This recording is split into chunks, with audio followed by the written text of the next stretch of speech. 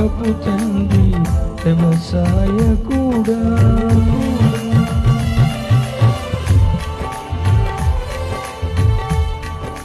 నా పరలోకపు తండ్రి వ్యవసాయ కూడా నీ తోటలోని ద్రాక్షావల్లితో నన్ను అంటు కట్టి స్థిరపరచావా నీ తోటలోని ద్రాక్షావల్లితో నన్ను అంటు కట్టి స్థిరపరచావా జ్యోతిర్మయుడా